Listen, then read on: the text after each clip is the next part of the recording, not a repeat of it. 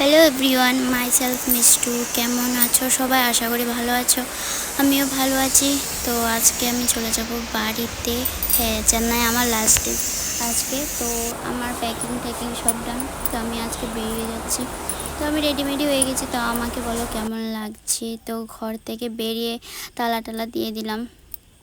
তারপরে একটু ঘুরে দেখছিলাম বাইরের জায়গাটা, কারণ আর কোনো দিন দেখতে পাবো না। তো জানি না চেন্নাই যা হবে কি না। তো আশা করি লাস্ট ডে।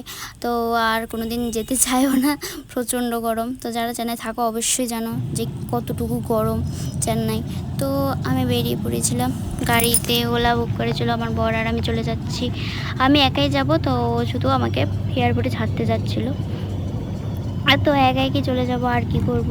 আবার জানি না বরেরকে আবার কবে দেখতে পাবো। তো ওই দেখো রাস্তায় গাড়ি প্রচুর জ্যাম ছিল, প্রচণ্ড জ্যাম। তো সোজা চলে যাচ্ছি আমরা এখন এয়ারপোর্টে। তো তোমরা দেখতে থাকো। এয়ারপোর্টে যাওয়ার পর আমি সোজা চলে যাব বোর্ডিং পাস করতে। তারপর আমি একটু দেরি করিনি।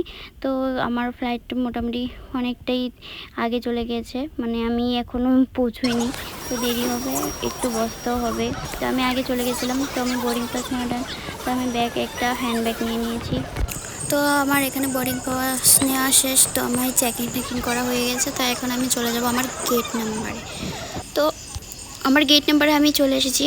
তো আমার গেট নাম্বারে এসে আমি বসে রয়েছি, কারণ ফ্লাইট একটু পরেই ছাড়বে। তো মোটামুটি তো তারপর আমি ঘোরা স্টার্ট করে দিয়েছি। তো সব কিছু একটু একটু করে ফটো তুলছি, ভিডিও তুলছি।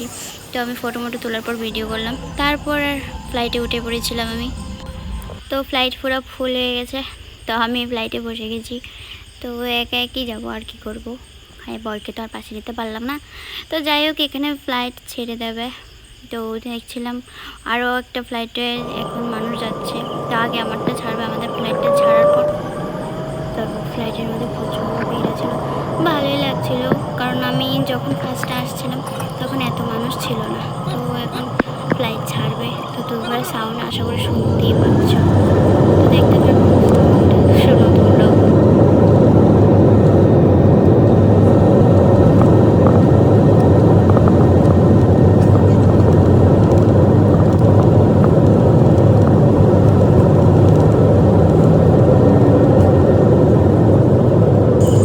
তো এখন দেখো আমাদের ফ্লাইটটা উঠে পড়েছে।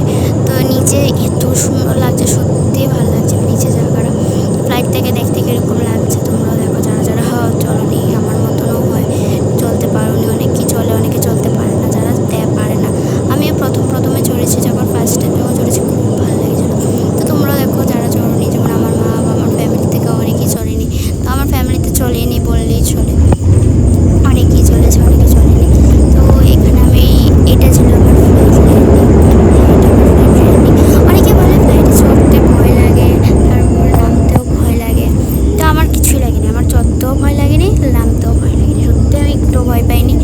জানি না কার সাথে কেমন হয়ে থাকে, ইচ্ছে করে বলে না, এমনিতে জানি না আমি। তো আমি একটু ভয় পাইনি। তো আমি চলে এসেছি আমার প্রিয় শহর আগরতলা। তো আমি চলে এসেছি ত্রিপুরায়। চলে আসার পর এখন আমি আগরতলা একটু ভিডিও ফুটেজ নিচ্ছিলাম। তো আমি চলে এসেছি। তো আমি সত্যি কথা বলতে আগরতলা গিয়ে আর ভিডিওটা কন্টিনিউ করতে পারলাম না, সত্যিই পারলাম না। কারণ তারপরে লাগেজ নিয়ে শুধু মাকে দেখে আর ভিডিও অন করতে ভুলে গেছি। তো যাই হোক, আমার ভিডিওটা মনে করো এতটুকুই ছিল। আমি শুধু লিফট থেকে নেমেছি, তারপর আর ভিডিও করতেই ভুলে গেছি, কারণ আমার ফোনে অলরেডি 2% চার্জ এসে।